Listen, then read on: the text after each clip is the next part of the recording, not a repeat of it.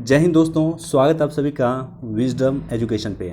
आज 7 जनवरी 2021 है। दैनिक जागरण के राष्ट्रीय संस्करण का कंप्लीट न्यूज़ एनालिसिस करेंगे जो यूपीएससी, स्टेट पीसीएस या किसी भी वनडे एग्जाम के प्रीलिम्स, मेंस और इंटरव्यू तीनों ही पर्सपेक्टिव से इंपॉर्टेंट हो सकता है आपके लिए।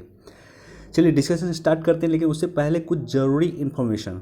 देखो, मैं हमेशा आप लोगों को कहता हूँ कि न्यूज़पेपर पढ़ना अधिक इम्पॉर्टेंट है। ऐसा नहीं है कि मेरा न्यूज़ एनालिसिस सुन के आपको काम चल जाएगा, बिल्कुल भी काम नहीं चलेगा। आपको न्यूज़पेपर जो है पढ़ना बहुत ही ज़रूरी है। अब सवाल ये होता है कि न्यूज़पेपर में क्या पढ़ें, क्या छोड़ें, ये इम्पॉर्टेंट है। न्यूज़पेपर में कितना पढ़ना और कितना छोड़ना है, ये जानकारी होना आपके लिए बहुत ज़्यादा इम्पॉर्टेंट है। और अगर मुझे 2 महीने से आप सुन रहे हैं तो आपको ये जानकारी होना चाहिए कि न्यूज़पेपर में क्या पढ़ना चाहिए और क्या छोड़ना चाहिए, राइट। इस पे ऑलरेडी हमने कई बार डिस्कस किए हैं। दैनिक जागरण के राष्ट्रीय संस्करण को कैसे पढ़ा जाए, इस टॉपिक पे ऑलरेडी कई बार हमने डिस्कस किया। तो आप सभी से मेरा रिक्वेस्ट है कि आप लोग न्यूज़पेपर ज़रूर पढ़ें।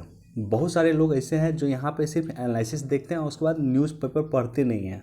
तो मेरा उन सभी से रिक्वेस्ट है कि आप न्यूज़पेपर पढ़ें। एटलीस्ट जिस टॉपिक का मैं एनालिसिस करता हूँ उसको एक बार ढंग से पढ़ें, और ये पढ़ना आपके लिए ज़रूरी है। देखो, न्यूज़पेपर का ऑल्टरनेटिव कोई नहीं हो सकता। Nobody in the world can be alternative of newspaper. अगर आप यूपीएससी की तैयारी कर रहे हैं, स्टेट पीसीएस की तैयारी कर रहे हैं, न्यूज़पेपर आपको पढ़ना ही पढ़ना है। कोई भी एनालिसिस, कोई भी चीज़ आपको न्यूज़पेपर का ऑल्टरनेटिव नहीं हो सकता। चलो डिस्कशन स्टार्ट करते हैं। देखो, फर्स्ट पेज पे जो न्यूज़ है, एक तो यह न्यूज़ है, इसको भी एक बार देख सकते हैं और इसको आप ज़रूर पढ़ें। यहाँ पे ये बहुत ज़्यादा इम्पोर्टेंट मैं आपको नहीं बोलूँगा। क्यों नहीं बोलूँगा? क्योंकि किसान को लेकर के मुद्दा चल रहा है देश भर में, और इसका जब तक कोई फाइनल आउटपुट नहीं आएगा तब तक आपके लिए बहुत ज़्यादा इम्पोर्टेंट नहीं होगा। हाँ, आपके लिए बेसिक चीज़ें इम्पोर्टेंट हैं कि किसान को लेकर के कौन कौन से 3 बिल हैं, उस 3 बिल पे सरकार का क्या पक्ष है, उस 3 बिल पे जो है किसान का क्या पक्ष है, और क्यों दोनों के बीच में द्वंद्व चल रहा है, वो अधिक इम्पोर्टेंट है। उसके बाद कुछ भी इम्पोर्टेंट नहीं है। जब कोई ड्रास्टिक चेंज होगा या कोई आउटकम निकलेगा उसके बाद आप उसको देखें। डेली पढ़ने की आपको ज़रूरत नहीं है। अब देखो, ये जो है 2018 की यूपीएससी के मेंस अगर आप देखोगे तो इंडिया जापान रिलेशन के बारे में यूपीएससी ने पूछा था, इंडिया और जापान रिलेशन के बारे में। और वहीं पे जो है यहाँ पे इंडिया जापान रिलेशन को लेकर के कुछ दिया हुआ, इसको देख सकते हैं। इसमें देखो सबसे इम्पोर्टेंट पॉइंट क्या है यहाँ पे। 10 साल पहले भारत और जापान के बीच में व्यापक आर्थिक समझौता, ठीक है, या साझेदारी समझौता, जिसे सीपा कहा गया, कॉम्प्रिहेंसिव इकोनॉमिक पार्टनरशिप एग्रीमेंट, 10 वर्ष पहले हुआ था। और इसका मकसद था, देखो जापान की जो है, जो लोगों की जो एज है, जापान बूढ़ा होता जा रहा है, वहाँ के लोगों की एवरेज एज जो है लगभग 48 वर्ष या 50 वर्ष है, और भारत नौजवान है। भारत के लोगों का एवरेज एज 29 ईयर्स है। नौजवानों का देश है हमारा। तो निश्चित तौर पे जापान बूढ़ा हो रहा है, वहाँ पे मैन पावर की ज़रूरत है, और उस मैन पावर को सप्लाई भारत करेगा। सीपा एग्रीमेंट साइन हुआ था, उसका मकसद ही था कि कुशल श्रमिक को भारत जापान को भेजेगा। लेकिन इस पर बहुत काम नहीं हुआ। सरकार अब इस पर ध्यान दे रही है, और अब जो है भारत कुशल श्रमिक जापान को भेजेगा, राइट। तो ये पॉइंट को आप लिख सकते हैं अपने नोट पे, खास करके सीपा के बारे में, कि ये एग्रीमेंट के तहत कुशल श्रमिकों को भारत जापान को भेजेगा। इंडिया जापान रिलेशन अगर आपने कहीं टॉपिक बनाया है, नोट बनाया है, तो उसमें ज़रूर इस पॉइंट को नोट कर लें, राइट। बर्ड फ्लू बहुत इंपॉर्टेंट नहीं है, वायरस का नाम याद रख लेना, वनडे एग्जाम वगैरह में पूछा जा सकता है। बर्ड फ्लू का जो वायरस है H5N1 है शायद, आई थिंक H5N1 है। देख लेना, एक बार चेक कर लेना, मेरे ख्याल से H5N1 है।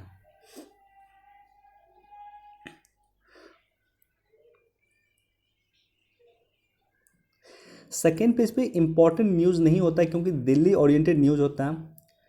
अब थर्ड पेज पे देखो, थर्ड पेज पे भी ये जो न्यूज़ है, ये न्यूज़ भी काफ़ी इंपॉर्टेंट नहीं है। हाँ, इसके बैकग्राउंड में चीज़ें इंपॉर्टेंट है। इंडिया चाइना रिलेशन इंपॉर्टेंट है आपके लिए। इंडिया चाइना रिलेशन का क्या पॉजिटिव इम्पैक्ट है और क्या नेगेटिव इम्पैक्ट है, ये दोनों चीज़ें आपके लिए इंपॉर्टेंट है। 5-6 सकारात्मक संबंध जहां भारत और चीन मिलकर काम कर रहे हैं, और 5-6 नकारात्मक संबंध जहां भारत और चीन एक विरोधी के रूप में काम कर रहे हैं, उसके बारे में आपको जानकारी होना चाहिए। साथ ही साथ चीन के साथ जो ऐतिहासिक संबंध है उसके बारे में जानकारी होना चाहिए। और प्रीलिम्स पर्सपेक्टिव से 2020 का भी अगर आप प्रीलिम्स देखोगे तो चीन के साथ जो डिस्प्यूट हुआ तो कुछ डिस्प्यूट को लेकर के यूपीएससी 2020 में पीटी में क्वेश्चन पूछा था। तो आपको डिस्प्यूट का लोकेशन, गलवान घाटी कहाँ पे है, पेगोंग तोसो मोरिरी लेक कहाँ पे है, फिंगर 4 का एरिया कहाँ, फिंगर 8 का एरिया कहाँ है, तो ये सब बेसिक इन्फॉर्मेशन जरूर आपको होना चाहिए। अब देखो ये जो न्यूज़ है, द्विपक्षीय और वैश्विक मसलों में आज भारत और फ्रांस के बीच में अहम बातचीत। पिछले कुछ वर्षों में, पिछले 5-6 वर्ष में किसी देश के साथ हमारा सबसे मजबूत संबंध हुआ है तो वो फ्रांस है। अब देखो फ्रांस के बारे में एक इम्पॉर्टेंट चीज़ याद रख लेना, 11 मई 1998 जब हमने परमाणु परीक्षण किया था पोखरण में, ऑपरेशन शक्ति उसका नाम था, और उसके बाद पश्चिमी देशों ने हम पे प्रतिबंध लगा दिया था, अमेरिका हम पे प्रतिबंध लगा दिया था। ऐसे कंडीशन में एक ही देश खड़ा था हमारे साथ और वो था फ्रांस।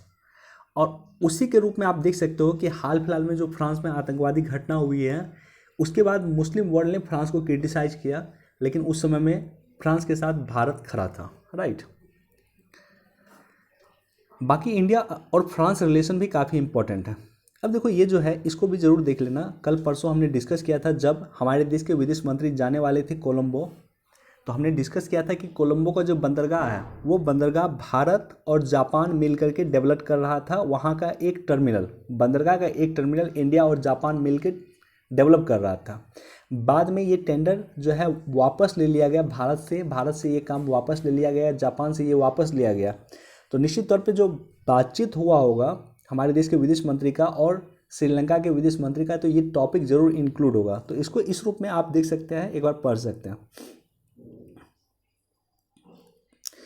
अब देखो ये काफ़ी इंपॉर्टेंट टॉपिक है, ये अगर आप जाओगे आपके लक्ष्मीकांत में भी दिया होगा। लोकपाल जो है ऑलरेडी क्वेश्चन पूछा है, यूपीएससी क्वेश्चन पूछा है, बीपीएससी का अगर आप प्रीवियस ईयर का मेंस का पेपर देखोगे तो उसमें भी क्वेश्चन पूछा हुआ, अनस्टेट पीसीएस ने भी क्वेश्चन पूछा है। लोकपाल क्या है, लोकपाल में कितने मेंबर होते हैं, लोकपाल की क्या भूमिका है, क्या उसका सकारात्मक पक्ष है, क्या नकारात्मक पक्ष है, ये सारा का सारा चीज़ आपके लिए इम्पॉर्टेंट होगा। ये न्यूज़ इम्पॉर्टेंट नहीं है, इसके बैकग्राउंड में जो चीज़ें हैं ना, लोकपाल को अप्रैल से दिसंबर के बीच में 89 शिकायतें मिली, ये अधिक इंपॉर्टेंट नहीं है। इसके बैकग्राउंड में लोकपाल के बारे में आपको हर एक चीज़ जानकारी होना चाहिए, और एस्थेटिक पोर्शन एस्थेटिक बुक में भी आपको दिया होगा, अब जाकर के देख लेना आप लोग।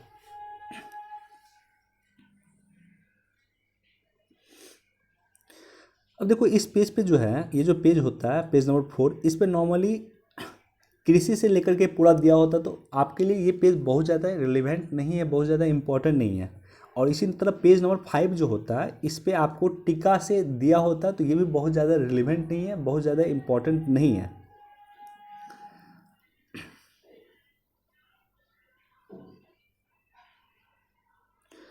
अब देखो ये जो टॉपिक है, ये न्यूज़ इंपॉर्टेंट नहीं है। राउरकेला स्टील प्लांट में गैस रिसाव से 4 मजदूरों की मौत, न्यूज़ बिल्कुल इंपॉर्टेंट नहीं है यूपीएससी पॉइंट ऑफ व्यू से, लेकिन ये टॉपिक काफ़ी इंपॉर्टेंट है। टॉपिक क्या है, रासायनिक दुर्घटना। रासायनिक दुर्घटना काफ़ी इंपॉर्टेंट टॉपिक है, आप याद रख लेना। 1984 में जो रासायनिक दुर्घटना हुई थी, मिथाइल आइसोसाइनेट नाम का गैस का जो रिसाव हुआ था भोपाल में, जिसे भोपाल गैस त्रासदी के नाम से जानते हैं, उसी के बाद 1986 में 1986 में जो है इन्वायरमेंट एक्ट पारित हुआ था। 1986 में इन्वायरमेंट एक्ट पारित हुआ था, 1984 के जो गैस रिसाव की घटना थी उसके बाद, राइट। अब देखो इन्वायरमेंट प्रोटेक्शन एक्ट जो है, पर्यावरण संरक्षण अधिनियम 1986 जो है, उसके तहत इसका भी प्रोविज़न है, उसके तहत यह भी प्रोविज़न है कि केमिकल रिसाव को रोकना भी उसके तहत प्रोविज़न दिया गया, राइट। तो आपके लिए सबसे अधिक इम्पॉर्टेंट हो गया 2 चीज़ें यहाँ पे, एक तो पर्यावरण संरक्षण अधिनियम 1986 के बारे में जानकारी होना, और दूसरा आपके लिए अधिक इम्पॉर्टेंट है कि गैस रिसाव की घटना लगातार हो रही है। कुछ समय पहले हमने देखा कि स्टाइरिन गैस जो है विशाखापत्तनम के एक प्लांट में जो है गैस रिसाव की घटना हुई थी, काफ़ी लोग मारे गए थे लगभग वहाँ पे। तो ये घटना चूँकि देश में लगातार हो रही है, तो सवाल ये होता है कि इस घटना को रोकने के लिए सरकार क्या कर रही है, इस घटना को रोकने के लिए एजेंसी क्या कर रही है। और सवाल ये भी होता है कि अगर आप मान लो आईएएस अधिकारी होगे और आपको जिम्मेदारी मिलेगी तो आप क्या करोगे, राइट। तो आपको गैस रिसाव के बारे में, रासायनिक दुर्घटना को रोकने के लिए सरकार क्या क्या कदम उठा रही है, और आपका जो अपना सुझाव है, इस दोनों को मिला करके एक टॉपिक आप जरूर क्लियर कर लें। हो सकता है मेंस में ये टॉपिक पूछे, राइट। रासायनिक दुर्घटना देश इस वर्ष जो है 2021 में 20 में लगातार चर्चा में बना हुआ था, मेंस में पूछा जा सकता है। अब देखो यहाँ पे जो है प्रत्येक दिन एक इस तरह का टॉपिक दिया रहता है पेपर में, उसको कट करके रख सकते हैं, उसका डाटा काफ़ी इंपॉर्टेंट होता है। मैं भी टेलीग्राम चैनल पे इस तरह का जो इसको कट करके पोस्ट कर देता हूँ, वहाँ से भी आप देख सकते हैं। और जिन लोगों ने टेलीग्राम चैनल ज्वाइन नहीं किया, लिंक आपको डिस्क्रिप्शन में मिल जाएगा, ज़रूर टेलीग्राम चैनल ज्वाइन कर लें। विजडम एजुकेशन के नाम से हमारा टेलीग्राम चैनल है।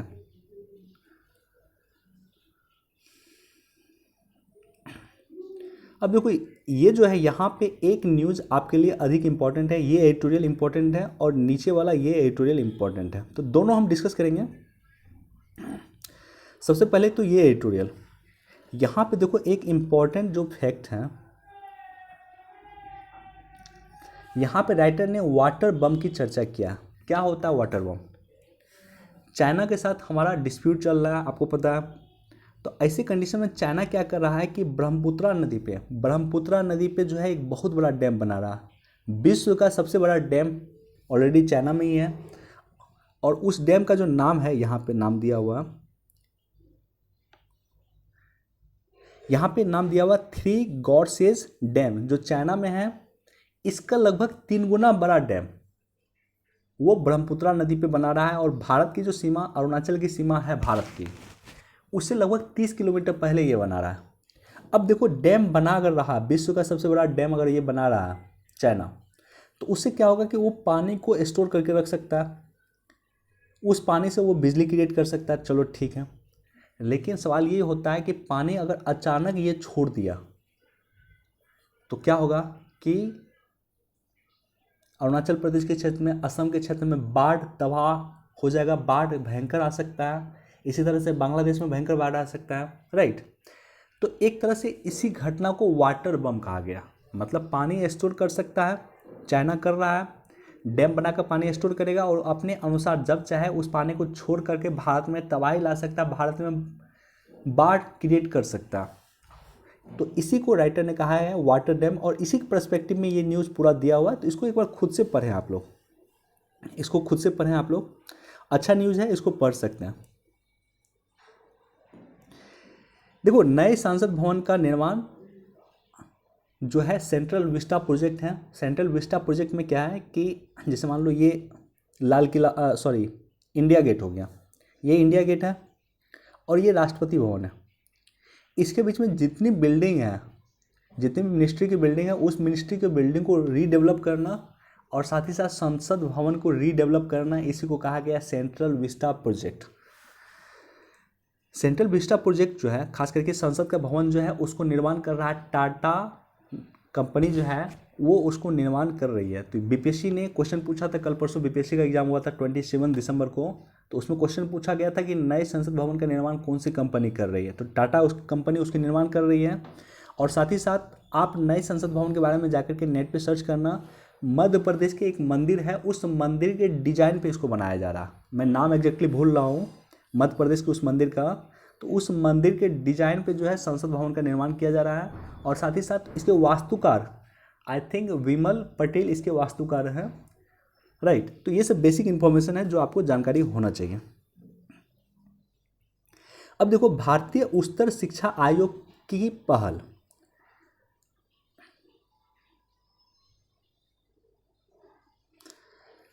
अब देखो भारत में जो है उच्चतर शिक्षा को रेगुलेट करने के लिए जो संस्था वर्तमान में है, उसे कहा जाता है यूजीसी, यूनिवर्सिटी ग्रांट कमीशन। और यूनिवर्सिटी ग्रांट कमीशन को हटा करके एक नई संस्था सरकार बनाने वाली है, जिसे कहा गया है HECI, यानी higher education commission of India. Hindi में कहा गया भारतीय उच्चतर शिक्षा आयोग। अब देखो नई शिक्षा नीति जो आई थी 2020 में, उस नई शिक्षा नीति में भी इस संस्थान के निर्माण की चर्चा की गई थी, और इसके लिए जो है बिल अंडर कंसिडरेशन, यानी बिल बन रहा है इसके लिए कि नई HECI के लिए बिल ऑलरेडी निर्माण हो रहा है, कंसिडरेशन में है। अब देखो इसमें सबसे इम्पोर्टेंट पॉइंट, 4 नए आयोग इसके तहत निर्माण हो रहे हैं, 4 नए काउंसिल का निर्माण हो रहा है, यानी इसके 4 अंग होंगे। पहला अंग जो होगा इसके HECI के जो पहला अंग होगा वो होगा राष्ट्रीय उच्चतर शिक्षा विनियामक परिषद, national higher education regulatory council. तो चूंकि ये रेगुलेटरी काउंसिल है तो इसका काम होगा रेगुलेट करना, हायर एजुकेशन जो होगा, हायर इंस्टीट्यूट जो होगा उसको रेगुलेट करना, जिसमें शिक्षण प्रशिक्षण भी शामिल है, यानी शिक्षक का प्रशिक्षण, टीचर का एजुकेशन भी शामिल है, टीचर को किस तरह से प्रशिक्षित किया जाए वो भी शामिल है। लेकिन इसमें चिकित्सीय और विविध शिक्षा को शामिल नहीं किया गया, यानी जो है जो चिकित्सा होगा, मेडिकल काउंसिल ऑफ इंडिया जो है वो इसके दायरे में नहीं है, बाकी अन्य चीज़ इसके दायरे में है। अब देखो दूसरा जो संस्थान है वो है नेशनल एक्रीडेशन काउंसिल, NAC, राष्ट्रीय प्रत्यायन परिषद।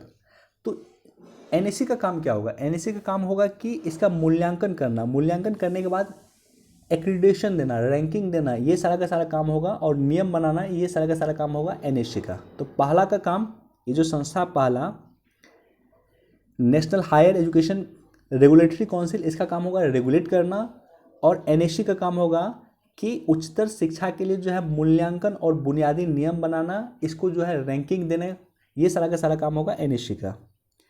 तीसरा जो संस्था बन रहा है वो संस्था बन रहा है उच्चतर शिक्षा अनुदान परिषद, higher education grant council. Grant क्या होता है? ग्रांट मतलब होता है कि किसी को धन देना।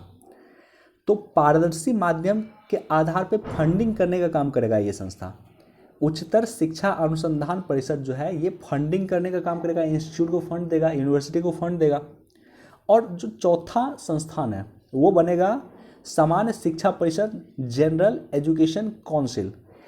शिक्षा कार्यक्रम का अपेक्षित परिणाम तय करेगा, यानी किस इंस्टीट्यूट को क्या करना चाहिए, उसको टारगेट देगा कि ये वर्ष में आपको इतना काम करना है, इस वर्ष में आपके इंस्टीट्यूट से इतना लड़का टॉप में जाना चाहिए। तो ये सारा का सारा उसको जो है अपेक्षित कार्यक्रम तय करेगा, इंस्टीट्यूट को टारगेट देगा, यूनिवर्सिटी को टारगेट देगा ये संस्था, जनरल एजुकेशन काउंसिल। तो बेसिक 4 बातें हैं आपको याद रखना यहाँ पे कि भारतीय उच्चतर शिक्षा आयोग, higher education commission of India के तहत ये चारों संस्था है जिसके बारे में हमने यहाँ पे डिस्कस किया आपके साथ। अब देखो एक जो इम्पॉर्टेंट वर्ड है उसको याद रख लेना, आपको बहुत काम देगा। सकल नामांकन दर हिंदी में कहा जाता है, अंग्रेजी में कहा जाता है gross enrolment ratio, GER, gross enrolment ratio. 18 से 23 वर्ष के कितने बच्चे उच्चतर शिक्षा में इनरोल होते हैं उसी को कहा गया ग्रॉस इनरोलमेंट रेशियो। मान लो एक लड़का 12th किया, नॉर्मली 18 वर्ष तक 12th कर लिया, उसके बाद हायर एजुकेशन में, ग्रेजुएशन में कितने लड़का पार्टिसिपेट करते हैं, उसी रेशियो को कहा गया है ग्रॉस इनरोलमेंट रेशियो। भारत में जो है GER जो है 2016-17 में 25% था, और अभी जो है 2018-19 के अनुसार अभी 26.3% है। यानी अगर 100 लड़के आप लो, भारत में अगर 100 बच्चे हैं टोटल, 100 बच्चे में मात्र 26 बच्चे ही ग्रेजुएशन में इनरोल करते हैं। सोचो कितना भयावह कंडीशन है। 100 बच्चे में मात्र 26 बच्चे ही ग्रेजुएशन में इनरोल करते हैं, हायर एजुकेशन के लिए इनरोल करते हैं। सरकार का टारगेट 2020 का 30% था, अभी 2020 का तो एग्जैक्ट डाटा नहीं आया है, 2018-19 तक का डाटा है, 19-20 का डाटा अभी हमारे पास नहीं है। लेकिन सरकार का टारगेट था कि 2020 में जो है 30% करना और 2022 में 35% करना, यानी 100 में 35 बच्चे जो है हायर एजुकेशन में मिनिमम शामिल हो। अब देखो, अब आपको देखना होगा कि विश्व स्तर पे हमारे क्या पोजीशन है। चाइना में GER है 51%, यानी 100 में 51 बच्चे जो है वो हायर एजुकेशन लेते हैं। दक्षिण कोरिया में 94%, अमेरिका में 88%, ब्रिटेन में 60%, जर्मनी में 70% और कनाडा में 69% है। तो विश्व स्तर पे भारत की स्थिति बहुत ही खराब है हायर एजुकेशन के कंपैरिजन में। अब देखो हायर एजुकेशन में कुछ सकारात्मक पक्ष क्या देखा गया। पहला सकारात्मक पक्ष देखा गया है कि उच्च शिक्षा में लैंगिक असमानता कम हुआ, यानी महिलाओं का भागीदारी उच्च शिक्षा में बढ़ा है।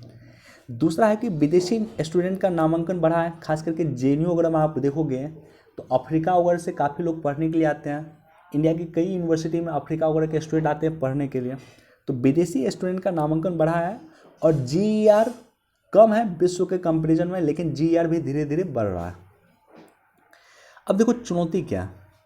हायर एजुकेशन का सबसे बड़ा चुनौती है कि GDP का मात्र 0.9% ही हम शोध पे खर्च करते हैं। अगर भारत को एक डेवलप कंट्री बनाना है, विकसित देश बनाना है, तो हमें शोध पे खर्च बढ़ाना होगा।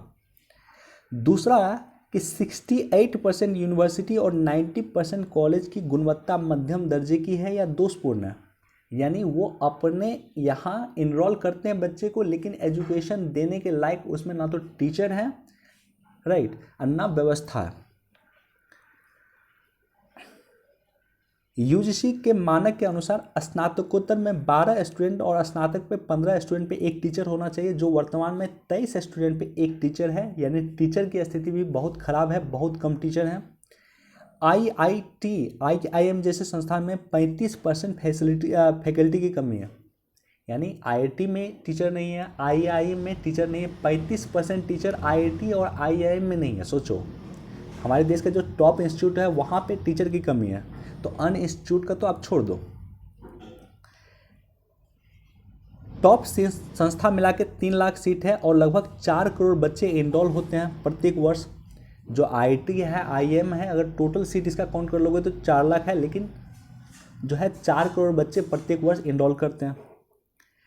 अब देखो शिक्षा समवर्ती सूची में है और राज्य अपना योगदान कम कर रहा है। शिक्षा समवर्ती सूची में है तो राज्य से अपेक्षा की जाती है कि राज्य भी अपना योगदान दे, लेकिन राज्य अपना योगदान कंपेयर रूप से कम कर रहा है। अब देखो ये एडिटोरियल अगर आप पढ़ोगे तो इसमें एक पॉइंट दिया हुआ है कि देश में निजी संस्था की भागीदारी 70% है।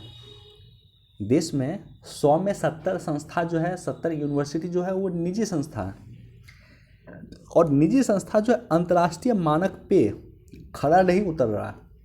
आपने कभी सुना है कि विश्व के किसी टॉप 100 यूनिवर्सिटी या टॉप 200 यूनिवर्सिटी या टॉप 300 यूनिवर्सिटी, उसमें IIT आता है, उसमें IIM आता है, उसमें JNU जैसे संस्था आ जाती है जो गवर्नमेंट संस्था है?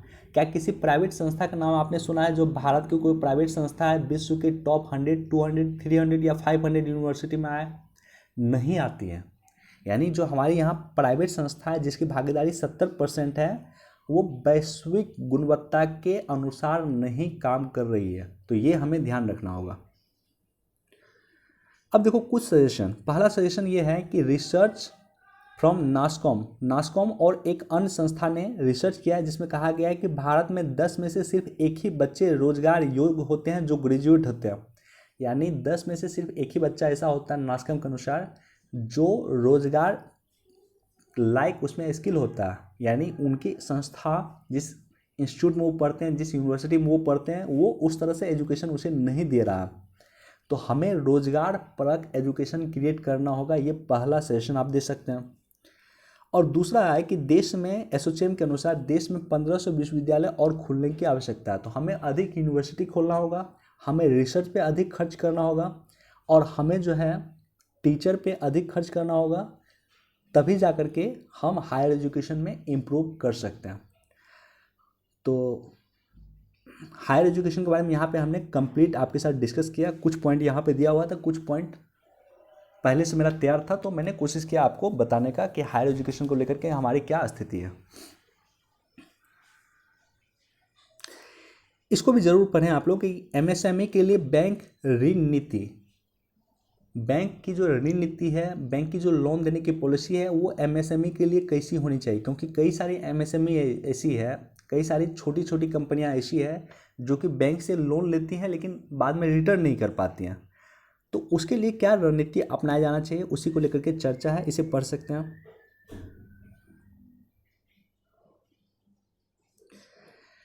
देखो आग से बचाव के लिए मानक बीमा लाएं कंपनियां, ये किसका कहना है? IRDA का कहना, इंश्योरेंस रेगुलेटरी डेवलपमेंट अथॉरिटी का कहना है। आपको बेसिक जानकारी IRDA के बारे में जरूर होना चाहिए। इसको भी एक बार देख सकते हैं। स्पेक्ट्रम की बोली 1 मार्च से। देखो बहुत ज़्यादा इंपॉर्टेंट होगा तो मैं कंप्लीट और डिटेल एनालिसिस कर दूंगा, लेकिन मैं जिसको बोलता हूँ कि देखना चाहिए तो आप लोग खुद से उसको देख लें। उसमें अगर बहुत ज़्यादा इंपॉर्टेंट होगा तो मैं खुद डिस्कस कर दूंगा।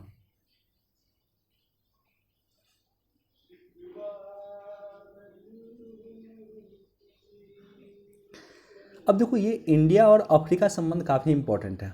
भारत अफ्रीका के डेवलपमेंट में क्या क्या कर रहा है इसके बारे में आपको जानकारी होना चाहिए। कुछ नोट्स बना सकते हैं आप इसमें। भारत और जापान दोनों मिलकर के अफ्रीका को डेवलपमेंट के लिए काम कर रहा है। अब हमारे देश में जो विदेश सचिव हैं हर्ष श्रृंखला, इनका कहना है कि यूनाइटेड नेशन सिक्योरिटी काउंसिल में अभी तक अफ्रीका के किसी भी देश का प्रतिनिधि नहीं है, तो अफ्रीका को भी यूनाइटेड नेशन सिक्योरिटी काउंसिल का प्रतिनिधि दिया जाना चाहिए। और साथ ही साथ दक्षिण अमेरिकी देशों का भी प्रतिनिधि नहीं है। विश्व में सबसे अधिक देश किसी कॉन्टिनेंट में है तो वो अफ्रीका कॉन्टिनेंट में है। अफ्रीका में 54 देश है और 54 देश का एक भी प्रतिनिधि नहीं है यूनाइटेड नेशन सिक्योरिटी काउंसिल में, राइट।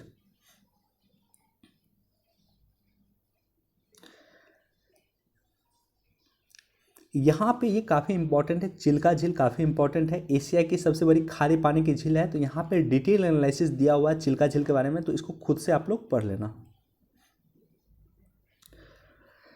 चलिए आज हमारे पास इतना ही न्यूज़ था। वीडियो देखने के लिए धन्यवाद। Thank you so much. Please do like share and subscribe. Thank you.